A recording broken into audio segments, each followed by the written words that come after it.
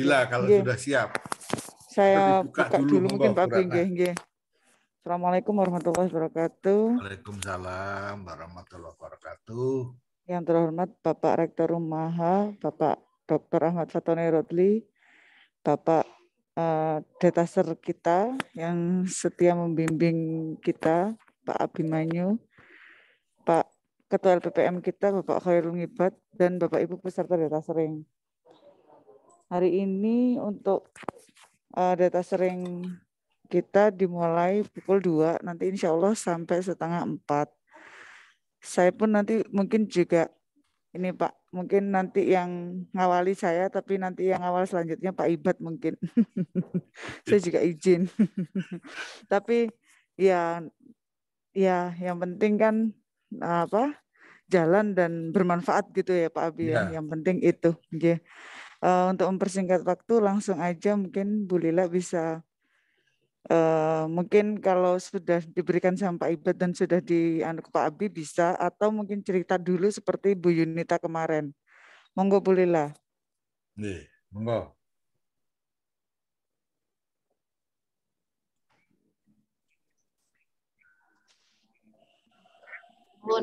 Assalamualaikum warahmatullahi wabarakatuh. Waalaikumsalam warahmatullahi wabarakatuh. Terima kasih atas waktu yang diberikan oleh Bu Moderator, Ibu Dr. Ratna Ekasari. Kami juga sampaikan salam hormat kami kepada Pak Rektor yang selalu memantau kegiatan ini dan memberikan inovasi-inovasi. Kemudian yang tidak lupa saya hormati dan saya banggakan kehadirannya di Zoom ini Bapak Abimanyu. Mudah-mudahan tidak pernah bosan untuk memberikan masukan dan revisi terkait dengan artikel pengabdian kepada masyarakat. Izinkan kami Pak Abimanyu langsung di-share aja. Mohon maaf tidak saya kirim sebelumnya karena kemarin malam masih saya kerjakan. Saya belum dijadikan co-host. Belum bisa share. Belum, masih menunggu.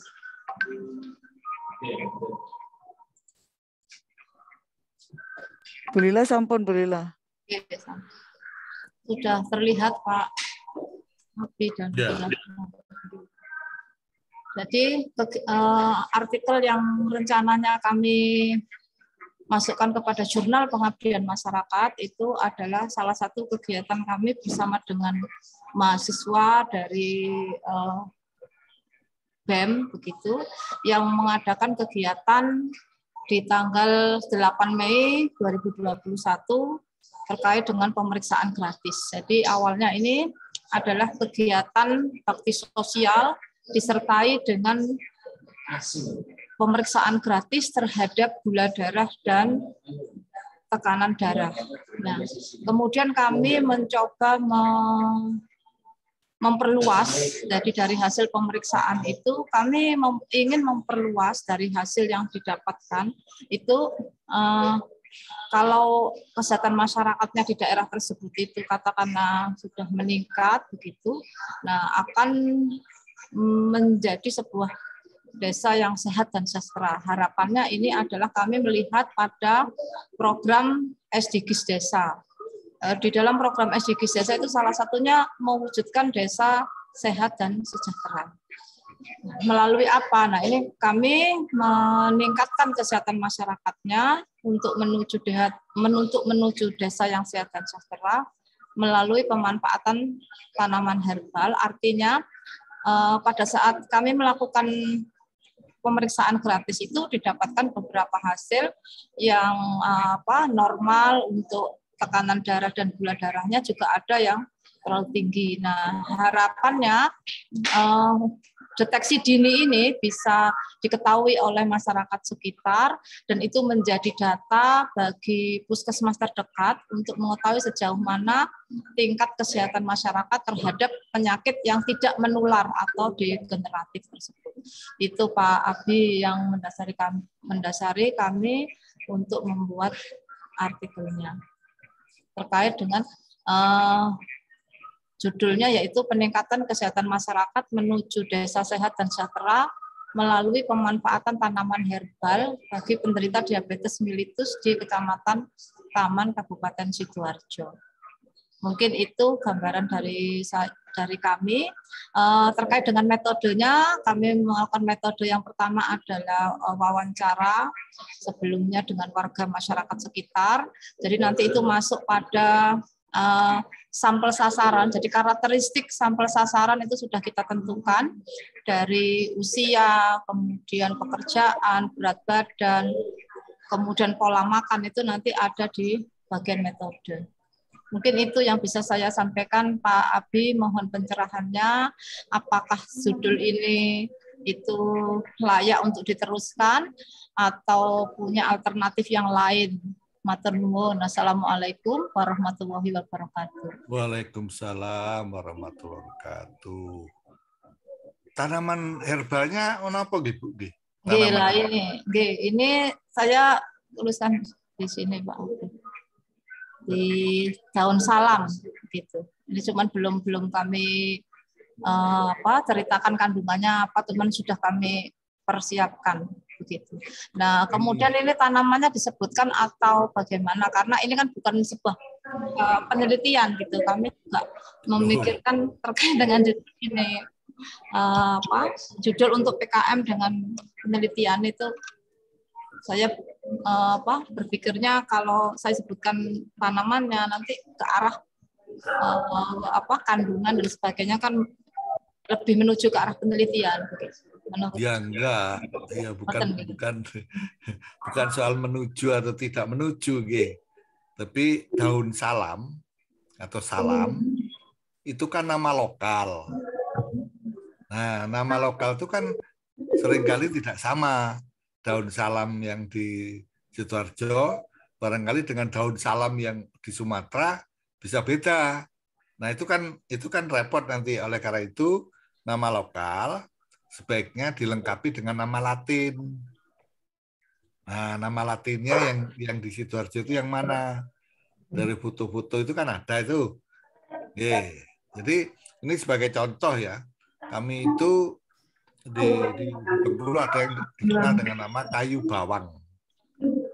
Ternyata kayu bawang itu di Malaysia juga dikenal kayu bawang.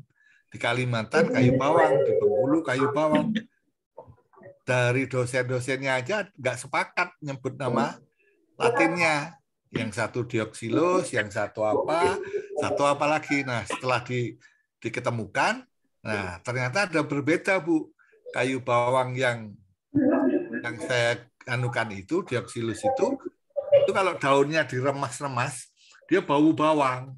Yang teman saya, dosen lain, diremas nggak bau. Padahal itu namanya kayu bawang.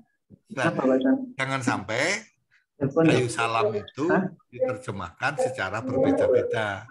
Kan jadi bahaya nanti ya. Ketika masyarakat mau pakai, daun salam yang dimaksud Ibu beda dengan daun salam yang saya maksud di daerah saya. Nah, itu. Tapi kalau ada nama Latinnya, kalau ada apa-apa, bolehlah bilang yang saya maksud daun salam tuh yang nama Latinnya ini. Gitu. Ciri-cirinya seperti ini. Nah, jadi ditunjukkan di sini kalau bisa. Nanti soal judulnya nanti dulu. Terus sebetulnya ini kan Ibu kan ingin sosialisasi manfaat daun salam ya. Ya. Nah, ada nggak perubahan persepsi masyarakat sebelum dan sesudah kegiatan ini? Diukur nggak? Boleh saya tunjukkan metodenya, Prof? Bukan, hasilnya. Coba. Apa sudah ada hasilnya belum? Ini sudah ada hasilnya, cuman belum saya pindahkan di sini. Jadi setiap ada kegiatan seperti ini ya, itu pengabdian, sosialisasi, pelatihan, and so on, ditanya dulu, mereka ngerti nggak daun salam itu kayak apa, ciri-cirinya seperti apa, manfaatnya seperti apa, mau nggak memakai sebagai obat, misalnya gitu, ya mau nanam nggak kalau nggak punya, nah, gitu, atau punya apa tidak di rumahnya daun salam, kalau dia tidak punya mau nggak nanam, nah gitu misalnya. Nah, nanti setelah diberi penyuluhan, ditanya lagi. Nah, maka akan ada delta ya, ada selisih sebelum dan sesudah. Nah, kan ada data kuantitatifnya. Itu seperti Mas Koirul tuh bikin pelatihan Mendeley ya. Saya yang judulnya pelatihan Mendeley ya. Nah, seperti itu sudah ada data kuantitatif sehingga kalaupun toh kepepetnya nggak masuk di jurnal pengabdian, di jurnal yang biasa juga bisa. Gitu loh maksud saya. Terus kan tadi ada responden ya. Respondennya kan mau ditanya itu karakteristiknya. Nah, itu kan bisa diungkap. Ya. Oh, ternyata ibu-ibu lebih kenal salam daripada bapak-bapak. Ya. Tapi bapak-bapak lebih cepat bersedia untuk menggunakan salam dibanding ibu-ibu ketika mau digunakan untuk tanaman obat. Punya telusur ternyata yang gula darahnya tinggi ini adalah kaum bapak-bapak. Misalnya begitu. Oh, ternyata yang butuh ini bapak-bapak itu merasa butuh karena mereka tekanan kadar gula darahnya tinggi semua dibanding kaum ibu-ibu. Misalnya begitu. Memang bukan riset tapi dari kuesioner tadi yang Ibu edarkan tadi bisa diperoleh data. Kalau tidak, ya sudah, apa yang Ibu lakukan direkam, kegiatannya dibikinkan alur kegiatan ya, lalu dilengkapi foto-foto, nah baru ditunjukkan responnya seperti apa. Misalnya ini kan nggak sekedar mengenalkan salam ya, tapi bagaimana memanfaatkannya. Apakah dengan cara direbus, lalu disaring, terus airnya dibiarkan, setelah dingin baru diminum. Berapa kali minumnya, ya kan? Kan harus kita sebagai akademisi nggak sekedar mengenalkan gitu, sampai dia bisa memanfaatkannya. Direbuskah, diselipkan sebagai sayur, misalnya kan macam-macam caranya ya, supaya si bapak-bapak atau ibu-ibu yang kadar gulanya tinggi ini mau mengkonsumsi daun salam sehingga kadar gula darahnya bisa turun.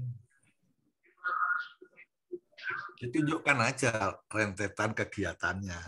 Kalau bisa digali datanya lebih menarik lagi. Ada data-data kuantitatif yang kita analisis. Jadi pengabdian itu sebetulnya juga harusnya jadi semi penelitian. Kalau di FKIP itu namanya action research ya. Jadi melakukan penelitian di kelas langsung, diuji coba cara ngajar begini. Nah ini boleh juga disebut action research tapi di masyarakat. Nah ya sambil itu Ibu langsung ngasih contoh, ngasih ini, diukur responnya gitu. Tapi abaikan misalnya jumlah sampel, nggak usah mengikuti sampel penelitian yang baik, 30 lebih misalnya. 15, 10 cukup. Ya. Jadi parameter yang diukur ya mestinya ya kadar gula darah ya, turun apa enggak gitu. Ya, tapi pada tahap ini kan yang ingin dijajaki adalah preferensi masyarakat ya terhadap daun salam. Ya. Jadi ya judul ya menuju masyarakat sehat mandiri.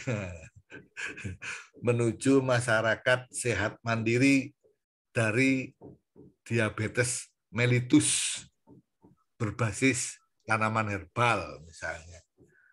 Boleh aja judul. Di kecamatannya itu nggak usah ya Bu ya. Kecamatan Taman Kabupaten Sidoarjo gitu, jadikan aja di metode sehingga ini bisa berlaku umum, tidak hanya di Sidoarjo, di tempat lain juga bisa.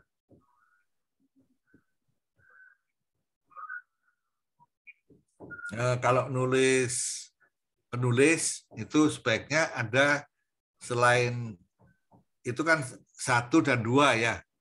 Yang satu itu apa, Bu? Yang dua apa? Jadi kalau satu misalnya Fakultas Ilmu Kesehatan Masyarakat, Ma'arif Hasyim ya, Latif. Kalau Ahmad Fathur-Razi itu juga sama-sama dari fakultas yang sama, nggak usah dikasih nomor. Tapi kalau misalnya Lila Puji Lestari dari Fikes, kemudian Ahmad Fathur-Razi dari Fakultas Hukum, nah boleh dikasih nomor. Ya, ini fakultas lain dari teknik industri. Nah, ditulis. Oke. Terus dari dua itu siapa yang akan bertindak sebagai penulis korespondens? Nah, misalnya Bu Lila, maka di samping satu disisipkan simbol email. Lalu di bawah Fakultas Fikes tadi ada emailnya Bu Lila. Sehingga kalau ada orang yang tertarik, dia akan mengirim email ke Ibu. Nah, gitu. Email atau 08 sekian-sekian, WA sekian-sekian gitu. Boleh. Ya. Metode model presentasi ya. Apa ya kok?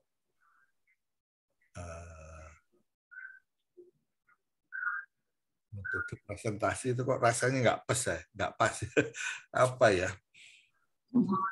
Sebenarnya ini kalau saya tunjukkan di metodenya itu saya tadi sudah ini agak hampir sama dengan yang Pak Abi sampaikan, action research.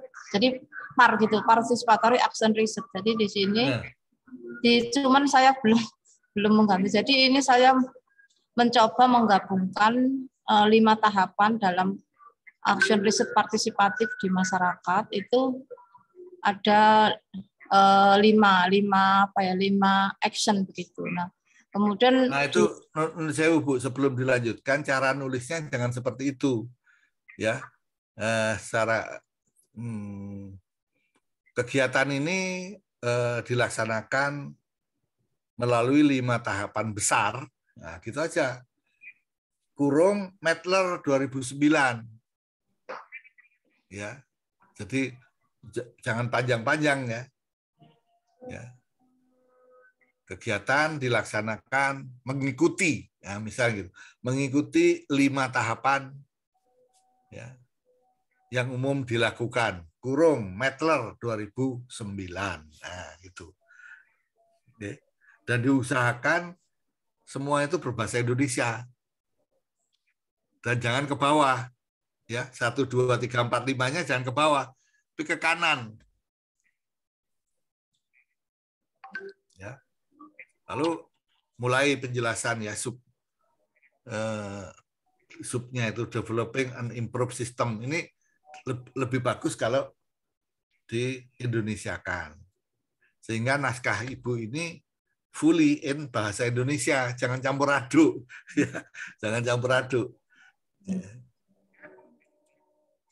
Jadi apa yang supaya masyarakat paham apa yang dimaksud dengan developing and improve system. Ini kalau secara letterlek kan mengembangkan atau pengembangan sistem yang sudah improve. Nah, ini orang kan susah ngerti ya. Coba pakai bahasa yang lebih sederhana gitu. Apa diskusi, apa ya forum group discussion FGD ya yang lebih umum ya, atau diskusi current situation analysis itu kan apa namanya setting itu kondisi saat ini ya. Ya kan.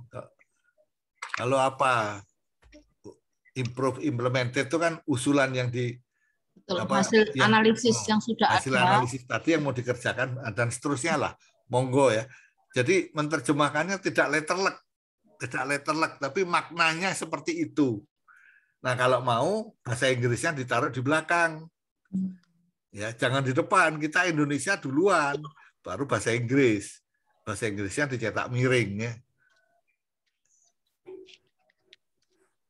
Ya ini udah benar ada membagikan soal pretest ya, ada post test nanti.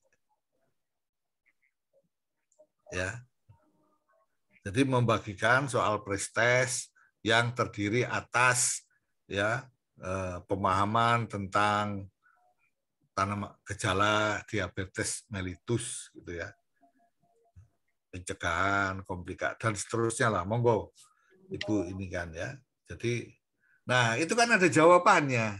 Ibu kan dari pretest itu kan bisa menyajikan data. Sekian persen begini, sekian persen begitu. Nah, kalau ini mah jangan current situation analysis ya. Itu karakteristik responden mungkin ya. Ya. Atau ya karakteristik responden, umur berapa tahunnya, berapa persen, yang ini berapa persen, lalu yang menjawab jenis kelamin laki berapa, pendidikan, itu dalam bentuk tabel lebih bagus. Oh ini baru ini yang diukur ya, parameter ya, bilang aja parameter yang diukur di dalam responden diantaranya adalah usia, kemudian jenis kelamin, pendidikan, pekerjaan, pola makan. Nah, lalu baru diurai umur dikelompokkan sekian sampai sekian. Jenis kelamin dibagi 2, laki-laki, perempuan. Nah, begitu. Ya, parameter yang diukur diantaranya adalah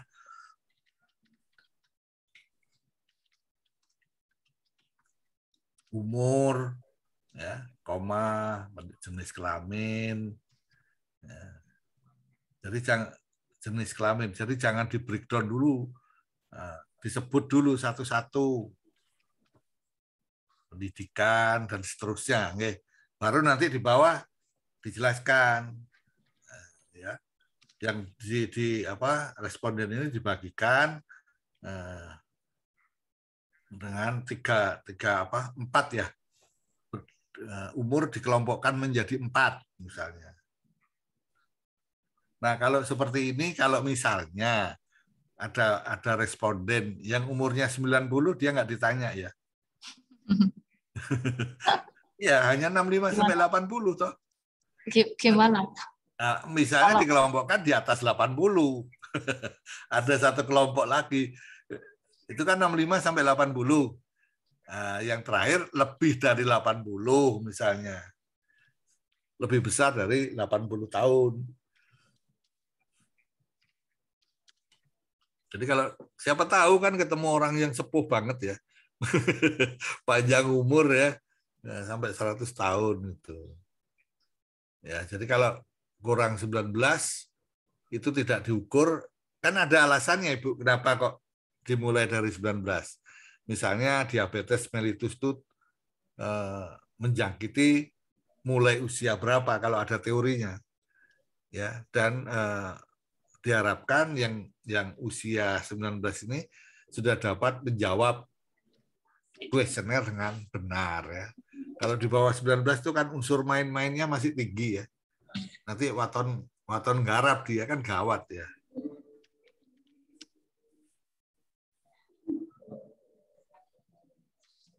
Ini banyak banget nih yang mau diukur. Ya, banyak banget nih. Ya nggak apa-apa. Ya, oke ya, nanti dilanjutkan ya. Nah, terus. Belum Prof, ini hanya metodenya ini saya ingin mendapatkan pencerahan dari Pak Abi. Ini kalau ini insya Allah kalau memang ini sudah ada metodenya tidak masalah, berarti saya akan meneruskan sampai ke hasil seperti apa yang disampaikan Pak Abi tadi. Datanya sudah ada, cuman ini tadi mungkin harus diperbaiki untuk ini. Ya. Nah, kalau setelah dapat data itu mau dianalisis pakai apa, Bu? Bu Lila? Apa cukup dengan deskripsi? Jadi data itu dideskripsi, misalnya laki-laki sekian persen, perempuan sekian persen, ini sekian persen, itu sekian persen, itu kan deskripsi aja. Jadi boleh saya cerita Prof ya, Pak? Ini sebenarnya sudah jadi, bukunya sudah jadi, buku laporannya sudah jadi, tapi mau dari buku laporan mau dibawa ke artikel ini. Iya, nggak masalah. Jadi kalau tadi itu hasilnya itu tabelnya ada nama, umur, jenis kelamin seperti karakteristiknya, kemudian keluhan penyakit, misalnya diawali dengan sering pusing, nyeri otot dan sendi gitu. Itu data awalnya. Terus kemudian dari hasil wawancara ya. Jadi kami pertama itu kan melakukan wawancara terhadap masyarakat sasaran. Nah, kemudian dari wawancara itu bisa kita buat grafiknya begitu. Jadi berapa persen indikasi awal yang dirasakan oleh masyarakat. Nah, jadi nanti ini sudah ada tabel, kemudian kita buat diagram lingkarannya sehingga terlihat dari wawancara tersebut diketahui tingkatan penyakit yang paling banyak diderita. Itu sebagai screening awal terkait dengan gula darahnya begitu. Jadi di sini yang tertinggi misalnya 24%. Nah, ini ternyata yang dirasakan awalnya adalah banyak yang mengalami pusing gitu, Pak Abi, itu dari diagram yang pertama. Kemudian diagram yang kedua terkait dengan hasil pemeriksaan glukosa. Mulai dari tinggi, normal, rendah. Jadi 50 sasaran tadi, berapa persen yang gula darahnya itu tinggi, normal, ataupun rendah. Kemudian selanjutnya tentang ini tekanan darah. Jadi yang pertama itu tekanan darah, kemudian yang kedua adalah gula darah. Jadi kita mendapatkan data dari pemeriksaan awal berupa kadar tekanan darahnya dan kadar gula darah. Kemudian yang kedua kita mendapatkan data dari indikasi bukan penyakit, indikasi dari keluhan awal yang dialami oleh masyarakat sekitar. Kemudian juga nanti ada data terkait ini ya. Kan ini sosialisasi dari tanaman herbal salam ini kan memang diajari nanti cara merebusnya, cara membuatnya herbalnya, sehingga di situ juga ada nanti kuesioner, adakah perubahan, misalnya di treatment 1 hari 3 kali meminum tanaman herbal ini bagaimana yang dirasakan dari keluhan-keluhan awal tadi. Wah, ini datanya banyak itu kalau saya. jadi aduh banget gitu ya. Cuman tadi ya kalau pemahaman tentang gejala ya, gejala diabetes itu kan tadi banyaknya bilangnya pusing ya. Padahal pusing itu adalah gejala beraneka jenis penyakit ya. Habis hujan, kehujanan, pusing. Ya kan? Flu, pusing. Sakit perut, kepala pusing. Gajiannya telat, kepalanya pusing. Ada tagihan hutang, kepala pusing. Jadi kepala pusing itu adalah sindrom yang sangat luas. Sulit untuk ini. Artinya kalau hanya kepala pusing, itu barangkali pemahaman responden tentang gejala penyakit diabetes itu masih rendah. Tapi kalau dia mengatakan gejalanya yang dia tahu adalah sering pipis tengah malam, nah misalnya ya. Mohon izin Prof, itu salah satu. Ini ada 3 kok. 3 jenis ini. Ada misalnya ya sering pusing, nyeri otot, sendi, kemudian sering buang air gitu. Terus ini ada lagi. Lah, maksud saya itu kalau dijajarkan presentasinya, misalnya ya, yang mengatakan gejalanya itu pusing itu lebih besar, berarti responden itu belum sepenuhnya memahami gejala tentang diabetes, gitu loh Bu. Ya, gejala diabetes yang utama itu yang ini kan bangun tengah malam, buang air kecil, kemudian badan terasa gatal, kalau nggak salah kan itu ya gejala-gejala umumnya kalau kena diabetes. Kemudian kalau ada luka, mungkin kalau yang diabetes basah itu tidak kering ya, lukanya nggak sembuh-sembuh. Nah, semacam itu. Jadi lebih bagus kalau dalam kuesioner itu yang kita inikan adalah indikasi-indikasi diabetes. Jadi dia disuruh milih apa kepala pusing, apa badan gatal, apa pipis tengah malam. Nah, nanti bisa dihitung. Nah, sehingga bisa disimpulkan berarti responden belum paham tentang gejala diabetes. Nah, setelah dikasih penjelasan bla bla bla bla, ditanya lagi. Nah, ternyata yang memilih gatal sama memilih buang air kecil meningkat. Nah, berarti itu kan ada peningkatan pemahaman. Simpulannya kan gitu nanti. Ibu datanya banyak itu. Ya, banyak hal yang bisa bermanfaat gitu. Sehingga ini jurnalnya bisa sudah jurnal penelitian ini, nggak harus di jurnal pengabdian. Ya. Gitu ya Bu. Apalagi tadi ada yang disuruh minum daun salam 3 kali sehari. Berarti kan kadar gula sebelum dan sesudah ada itu datanya. Nah itu Ibu sudah menguji efektivitas daun salam tuh namanya. Iya kan? Sudah menguji efektivitas daun salam untuk menurunkan gula darah kalau memang ada ukurannya ya. Nah, tapi kalau itu mau dimasukkan ke dalam jurnal kesehatan, jurnal farmasi mungkin bisa ditentang banyak orang ya. Karena metodologinya kurang tajam misalnya. Tapi kalau di kelompok-kelompok jurnal yang semi-semi pengabdian masih oke. Ya. Jadi ya udah itu data Ibu itu dikelola ya, disajikan dengan baik. Ya. Dengan suatu arahan bahwa terjadi peningkatan kesadaran masyarakat terhadap gejala diabetes mellitus dan pemahaman menggunakan daun salam sebagai obat anti diabetes. Nah, ada 2 hal kan? Ya. Nah, kalau di pustaka itu belum ada, pustaka yang menyebutkan senyawa aktif daun salam, kasihkan aja ke Pak Khairul untuk diekstraksi. Senyawanya apa yang bisa menyebabkan dia terobati diabetesnya. Itu juga Prof itu kan mendapatkan hibah internal kan itu. Jadi penentuan penentuan senyawa daun salam dengan GPMS itu, dengan kromatografi makroskopi. Dapat senyawanya, Bu. Senyawanya namanya apa? Belum, Prof. Oh, belum. Ya, diekstraksi. Kalau di literatur sudah ada, tapi senyawa kita kan belum tentu sama. Mungkin ada senyawa-senyawa yang lain gitu. Betul. Jadi saya akhirnya memikirkan seperti ya kan kita bermain dengan senyawa itu kan kadang bisa menangis sendiri gitu. Karena dulu pengalaman saya harus ada hopannya gitu waktu saya penelitian. Harus ada hopannya. Ternyata yang nggak ketemu itu bukan hopannya, bukan senyawa yang saya harapkan.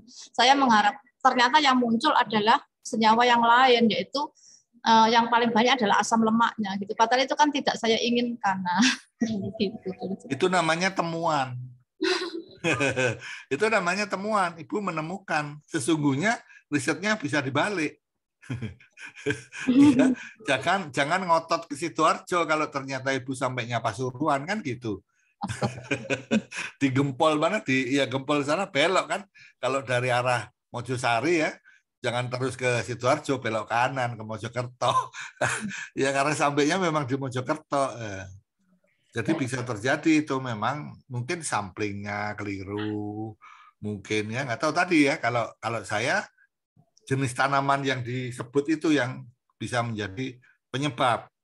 Kalau tidak diketahui nama latinnya, ya. Jadi sama-sama daun salam ini, ya. Daun salam, tapi sebagai nama lokal itu beda. Kalau saya menanam sendiri Prof di rumah daun ya, salam. betul. Monggo. Ya, tapi daun salam yang Ibu tanam itu nama latinnya yang mana? Ini sebagai contoh ya. Tanaman saya yang Artemisia itu ada yang membantah itu kalau di Indonesia kenikir katanya. Oh, bukan, saya bilang. Kenikir itu spesiesnya ini. Kalau Artemisia itu spesiesnya ini. Induknya itu genus besarnya ini lain. Nah, gitu ya. Ya, dia mau menyatakan bukan Artemisia, kenikir katanya. Enggak. Terus saya tunjukkan fotonya. Loh ini loh. Dia nunjukin lagi, ini fotonya bukan. itu bukan Artemisia, itu ini namanya nama latinnya. Nah, seperti itu, Bu. Jadi kalau kita punya pegangan nama Latin itu lebih enak. Melacaknya di pustaka juga gampang. Ya.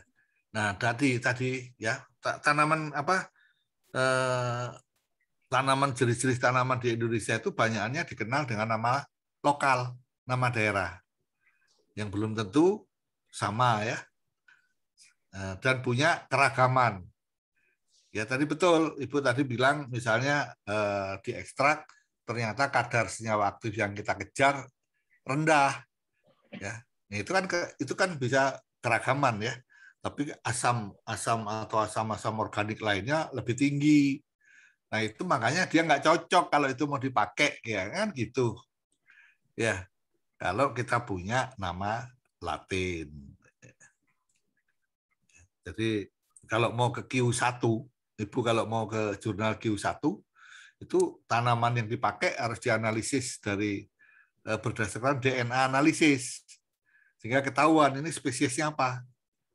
Ya dari bahasa-bahasa yang terkumpul itu bisa diketahui ini taksonominya ini gitu. Kalau ini bakteri, bakterinya ini gitu. Terlepas dari ini tadi kan terkait dengan analisis yang mungkin tidak sesuai yang kita harapkan. Itu bagaimana, Prof? Artinya begini, misalnya pada saat bakteri gitu ya, saya menginginkan bahwa bukan menginginkan bakteri yang diuji ini harusnya bakteri yang gram negatif gitu.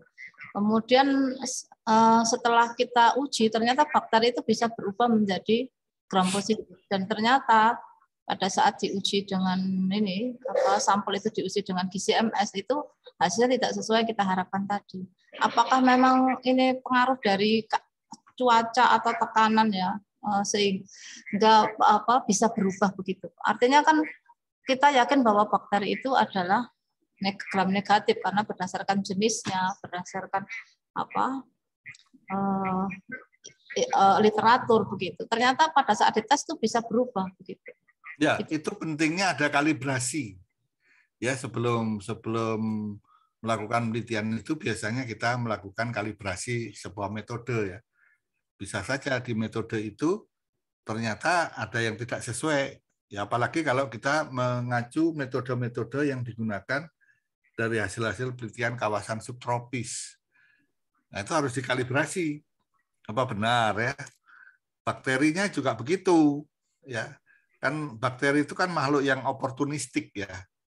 Jadi mungkin saja awal-awalnya itu gram positif, tiba-tiba jadi gram negatif. Karena memang metode penetapan jenis bakteri berdasarkan gram itu kan sudah ketinggalan zaman.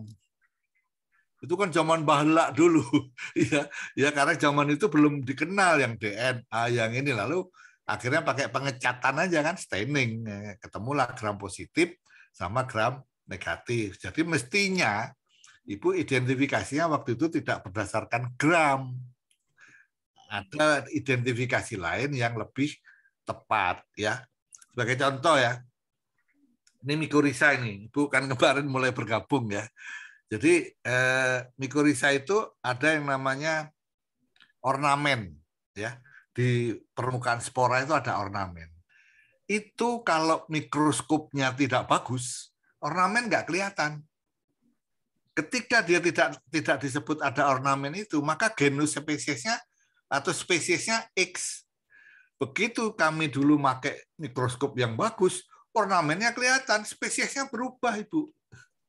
Nah, seperti itu. Seperti itu ya. Jadi kita harus menggunakan peralatan yang lebih baik ya, sedapat mungkin. Supaya tadi menghindari hal-hal yang di luar perkiraan.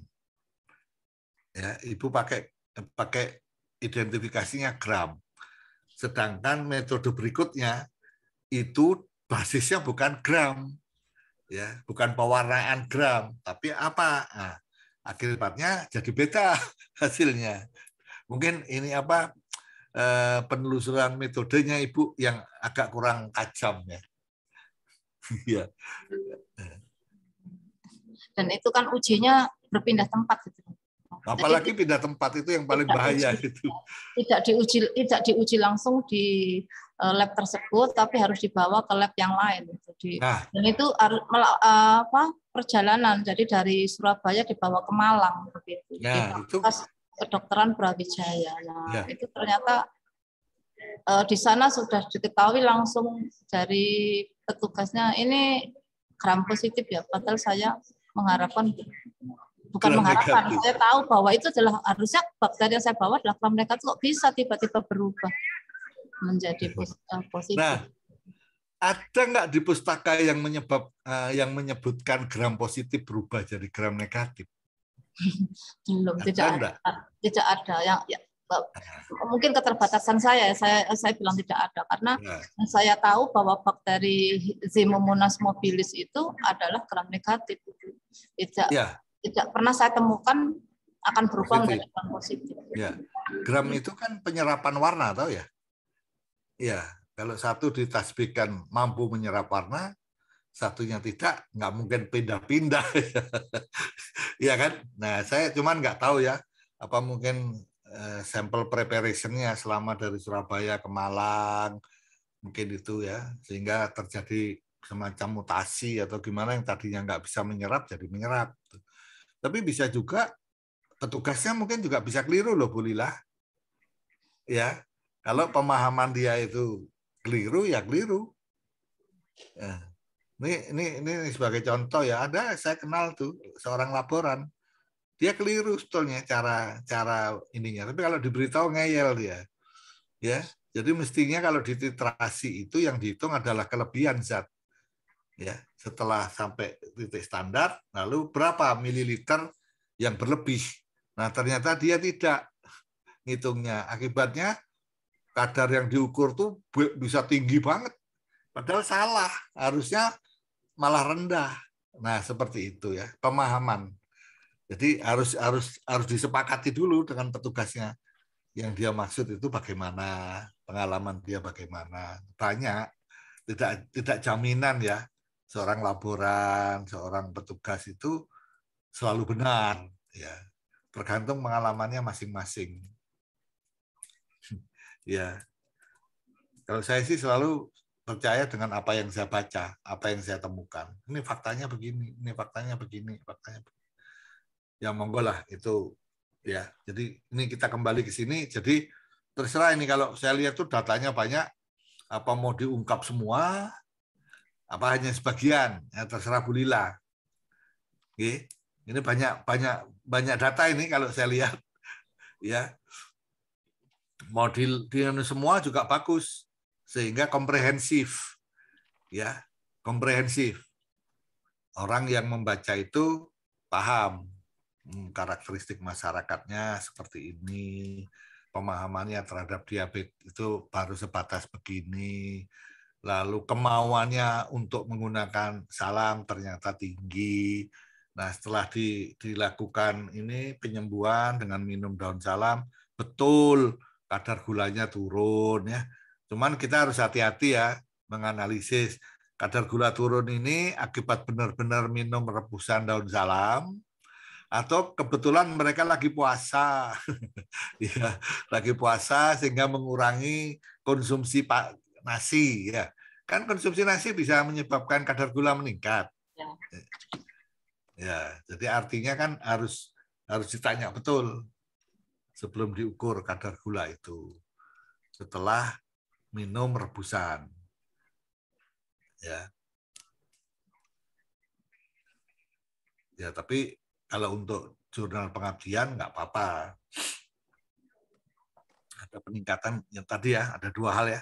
Peningkatan kesadaran akan gejala penyakit diabetes dan peningkatan kesadaran pemanfaatan daun salam sebagai salah satu alternatif pengobatan diabetes mellitus.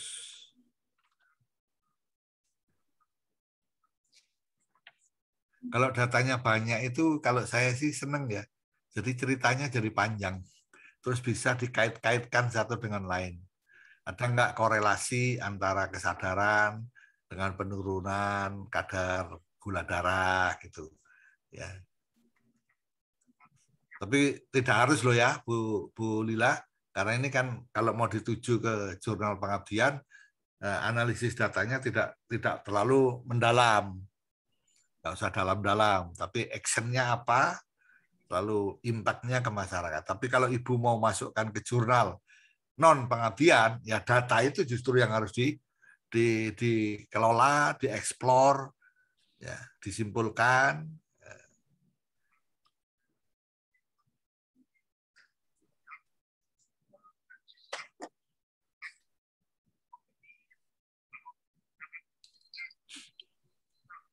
Ibu pernah mensurvei masyarakat Madura misalnya. Mereka menggunakan tanaman-tanaman apa ya sebagai jamu gitu. Yang dipercaya sebagai jamu untuk kesehatan ya. Ya, ini kami di UNIP tuh pernah dapat anggaran dari LIPI ya untuk mengeksplorasi tanaman lokal wisdom dari masyarakat Sumatera bagian selatan menggunakan tanaman-tanaman sebagai obat ya. Kebetulan kalau di Bengkulu kan banyak masyarakat yang apa ya agak-agak terbelakang ya, tapi pemahaman tentang obat-obatan tradisionalnya justru tinggi. Nah, itu kita pernah melakukan survei. Akhirnya kami menemukan banyak jenis tanaman yang biasa digunakan sebagai obat oleh masyarakat, tapi belum pernah dikenal di dalam dunia farmasi. Ya. Mungkin bisa disurvei itu, Bu. Ya. Mohon izin, berarti ini jadi yang saya tangkap kan ada peningkatan dan ada pemahaman. Berarti ini judulnya perlu dituliskan pemahaman atau bagaimana? Enggak. Meningkatnya kesehatan itu kan karena meningkatnya pemahaman, gitu. Ya, jadi yang dideskripsikan itu dari peningkatan kesehatan itu indikatornya. Ibu kan mengumpulkan data tadi, yang belum paham jadi paham, yang tadinya belum pernah nyoba salam lalu mau nyoba salam, nah, kan gitu. Itu indikator dari meningkatnya kesehatan masyarakat. Ya.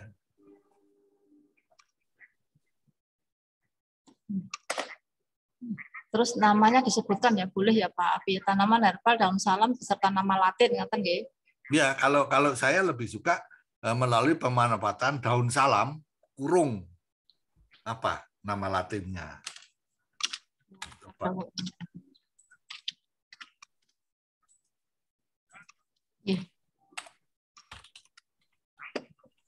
Belum saya tulis aja ada nama latin. Nah, apakah ini ya kalau nama Latin yang saya peroleh itu Syzygium polyanthum ya, daun salam itu. Syzygium.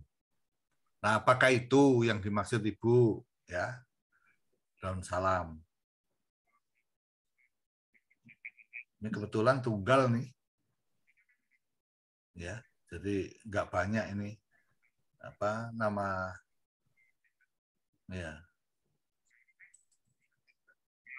Semuanya Syzygium polyanthum. Nggih. Syzygium polyanthum. Lah ya. Ini semua ini saya lihat nyebutnya Syzygium polyanthum. Artinya tidak ada makna ganda gitu loh, Bu. Ya, ya Pak. Kan nggak ada nama ganda. Beda dengan yang tanaman yang saya sebut tadi, kayu bawang. Nah, itu aja, Bu. Jadi misalnya ada orang Barat membaca gitu, oh ini maksudnya Syzygium polyanthum. P-nya kecil ya. ZZ. C. SY. Enggak, S-nya besar, Bu. Polyanthum, nah, nanti P-nya itu yang kecil.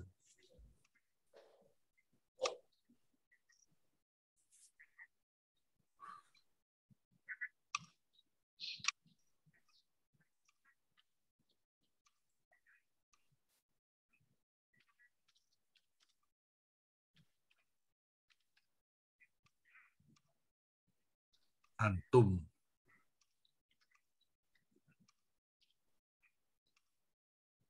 Cetak miring, Bu. Iya.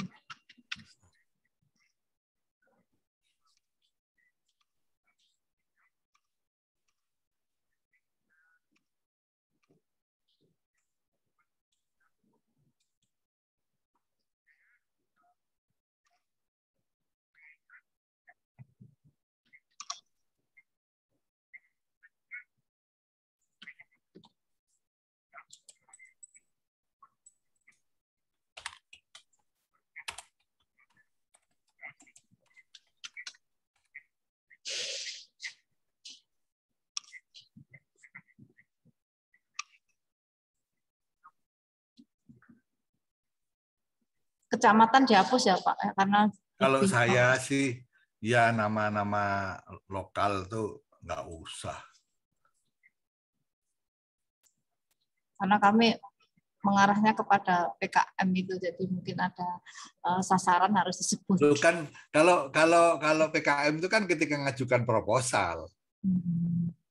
Ya, kalau ngajukan proposal ya harus disebut. Tapi begitu dapat dana, dapat data, kita mau tulis jurnal, tidak harus judul ini sama dengan judul proposal dulu. Ya, terima kasih. Ya, tidak harus. Bisa yang judulnya berdasarkan data yang kita punya, kita kasih nama yang lebih seksi kan gitu. Nah, terus nama desa itu kalau di abstrak dimasukkan dalam metode. Jadi jangan ditaruh di depan. Ya, jadi depan itu tadi kok saya lihat ada WHO apa ya? Nanti dulu Bu di abstrak Bu. Oke. Ini Ya. desanya ada nama. Nah, itu kan pelaksanaan kegiatan kan. Ibu kan belum sampai pelaksanaan, itu kan metode ya. Metode yang digunakan. Nah, itu kan bisa di situ nanti memasukkannya. Jadi lebih baik diabetes mellitus itu apa? Lalu tujuan. Nah, kalau ini mau Ibu masukkan jurnal penelitian umum, ya tujuan penelitian adalah apa? Nah, kalau ini mau dimasukkan jurnalnya pengabdian, tujuan kegiatan pengabdian pada masyarakat ini adalah apa? Memperkenalkan manfaat salam untuk penyembuhan penyakit diabetes mellitus, misalnya begitu. Baru setelah tujuannya, baru metodenya.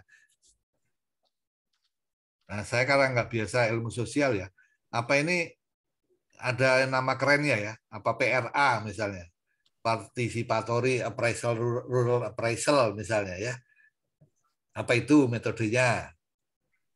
Ya, coba nanti di ini ya, Bu, daripada menggunakan metode presentasi, itu kan nggak dikenal, ya. Jadi kan kita tanya dulu kalau di PRA itu apa sih yang jadi masalah mereka. Lalu setelah itu baru kita cari pemecahannya. Kalau enggak, coba apa yang lebih tepat ya di dalam ini bahwa Ibu mensosialisasikan, terus kemudian mengedarkan kuesioner. Nah, itu namanya apa metodenya? Gitu. Karena ilmu sosial itu banyak ya ribet. Banyak banget ilmunya, jangan cepat berkembang dia. Nah kira-kira gitu Bu Lila. Ya, jadi terima kasih Pak Abdi ya. atas masukannya yang sungguh luar biasa. Semakin dari satu lembar kertas ternyata menjadi berlembar-lembar nantinya. Terima kasih arahannya dan semangatnya. Ya, Kami jadi sini. Ya menulis itu kan seni ya, sebuah seni. Seni itu sebetulnya nggak bisa dipelajari. Ya, seni saya menulis dengan seni Ibu menulis itu beda pasti hasilnya. Ya, jadi walaupun kita itu belajar musik misalnya, itu beda hasilnya nanti. Ya, karena seni sekali lagi the art of writing ya, bukan technique of writing, tapi the art of gitu ya. Masing-masing orang punya gaya yang berbeda-beda ya. Nah, jadi apa yang saya sampaikan itu sekedar pedoman. Yang menjalani Ibu. Ibu punya style sendiri, monggo dikembangkan ya. Ya, jadi silakan seperti apa. Ya, kalau saya sih style saya selalu ada pengantar gitu. Bus pengantar tujuan, lalu metode ya, ringkas. Nah, setelah itu baru hasil. Nah, itu memang secara morfologis itu standar umum dalam menulis abstrak. Ya, tinggal kita sesuaikan dengan jurnal. Ada yang jurnal tidak mau ada metode, dia langsung hasil. Ada. Ya kita ikuti template-nya gitu. Keyword, ada yang keyword itu tidak boleh muncul di judul sehingga tidak 2 kali ya, tidak ada duplikasi. Ya, supaya mesinnya nggak kerja sia-sia gitu. Dia bisa mengungkap apa yang tidak terungkap pada judul.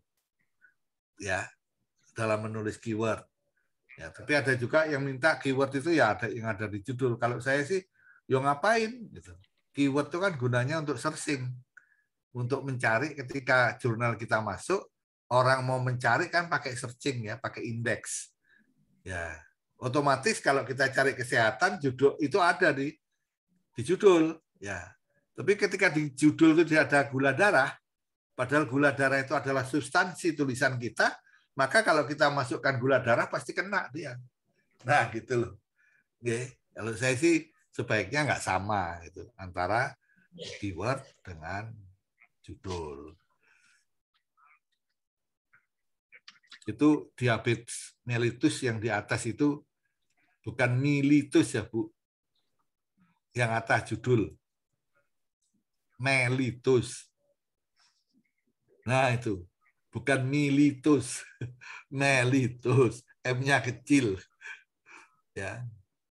Itu sama dengan orang menulis disertasi, itu ditulis disertasi. Oh, betul banget tuh artinya.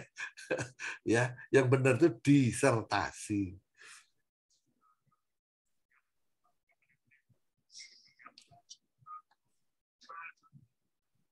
Penyuluhan, pemeriksaan. Itu daun salam sudah.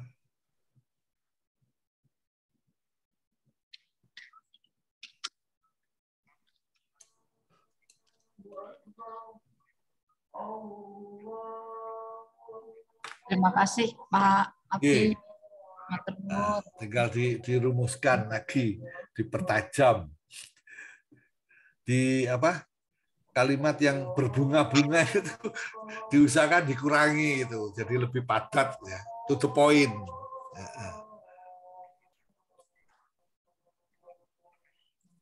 Itu misalnya oleh karena itu diperlukan adanya pengabdian masyarakat yang tergerak untuk memberikan bantuan pengabdian berupa bingung saya kalau membaca itu. ya kan lebih baik kegiatan pengabdian pada masyarakat itu ditujukan pada masyarakat yang rawan diabetes mellitus misalnya begitu ya. Ya. Kegiatan ini sebagai perwujudan bentuk kepedulian misalnya gitu ya. Kepedulian Civitas Academica Umaha ya, misalnya ya. Jadi hasil kegiatan menunjukkan terjadinya apa sekian persen yang peningkatan pemahaman sekian persen ditunjukkan Bu kalau ada angkanya. Misalnya sebelum post-test, pre-test itu hanya 20% dari responden yang memahami tentang gejala diabetes. Nah, setelah itu menjadi 100, berarti ada peningkatan 80% ya. Nah, itu yang hasil yang dikemukakan. Meningkat tajam dari 20 menjadi 100. Nah, misalnya begitu.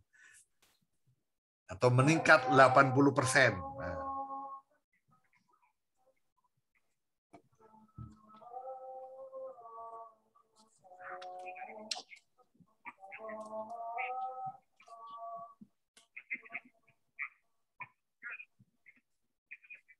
Nanti Bu Lila ya, setelah nulis, Bu Lila download atau unduh jurnal artikel dari jurnal yang dituju ya Bu. Lalu dibandingkan, ya kalau perlu banyak ya, jangan hanya satu. Dibandingkan gimana sih model nulisnya di jurnal ini, maunya gimana gitu. Oh, kita ikuti alurnya. Nah.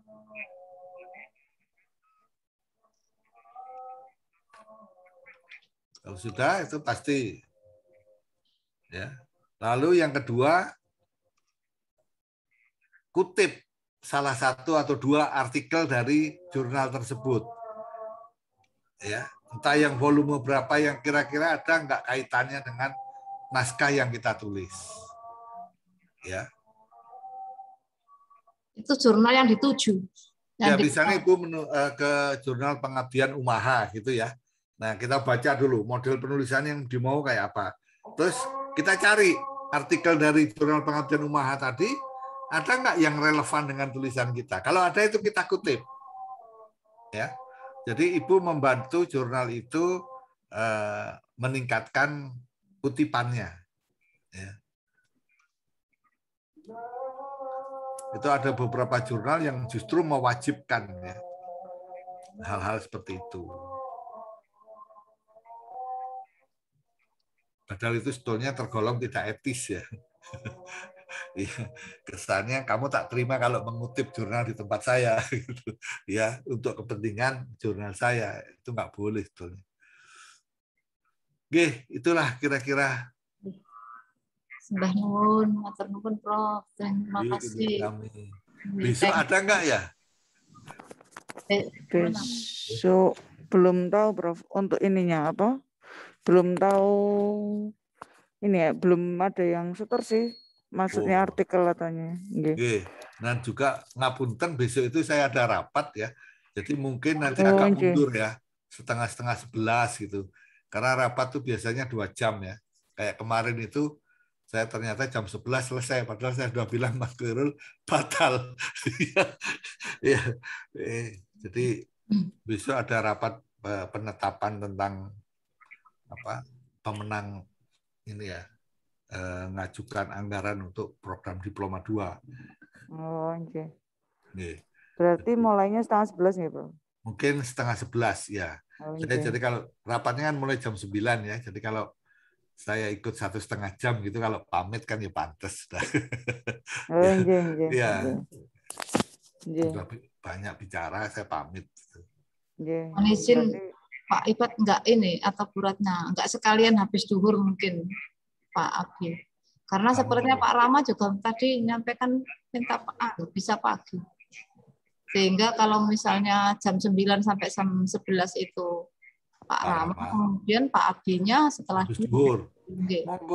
Ini hanya saran karena kan Pak Abi kalau masuk di setengah 11 kayaknya mesti ada molornya gitu. Apakah tidak sebaiknya setelah duhur? Alhamdulillah ada informasi. Itu hanya saran. Tadi sepertinya Pak Rama menyampaikan begitu. Pagi beliau bisa ngisi. Kalau Pak Abi bisa, buat apa Pak? Saya ini kan istilahnya sekarang ini kan jadi konsultan ya, kongkonani Sultan Umaha.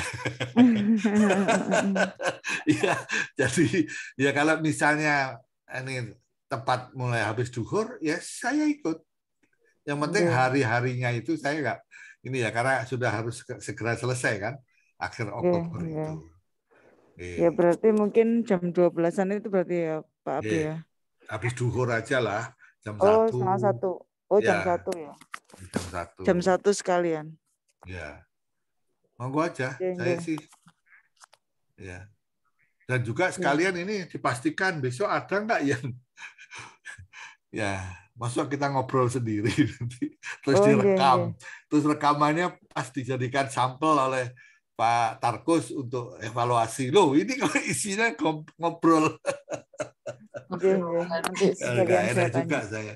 Kira-kira ada tidak besok itu? Entah artikel penelitian, entah artikel pengabdian yang belum ada ini proposal ini. Iya, cuman saya satu aja kemarin. Iya. Nah, ya proposal kalau enggak itu. Iya, nanti sambil saya tanya dosen-dosen siapa tahu ada.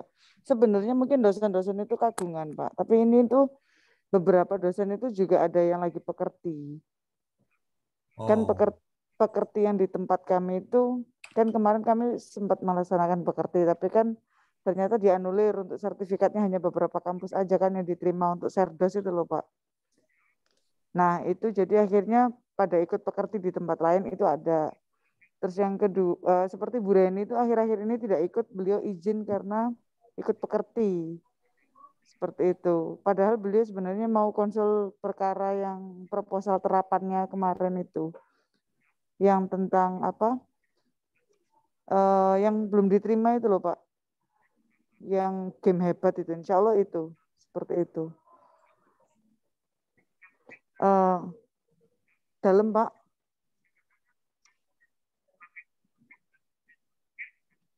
Masih di mute. Soalnya sebelah ini masjid, jadi kalau lagi azan gini ya lumayan kenceng. Oh, enggak, maksud saya kalau pekerti masih boleh ya Umaha ya? Kemarin itu kita sempat melaksanakan Pak, tapi ternyata kan dianulir. Ada beberapa karena statusnya naik. Jadi ada beberapa universitas yang harus ada beberapa teman yang akhirnya harus mengulang lagi pekerti sama AA-nya di tempat lain.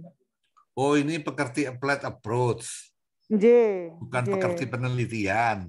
Oh, bukan. Oh. Jadi akhirnya pada ikut pekerti. Seperti Bu Reni itu izin sama saya. Minta maaf belum bisa ikut kegiatan data sering karena lagi ikut pekerti. Oh. Kan kalau pekerti soalnya jam 8 sampai jam 4 kan Pak, full. Ya, ya. Emang diperlukan apa pekerti itu? AA itu? Katanya saya nggak pernah ikut. Banyak yang waduh, ini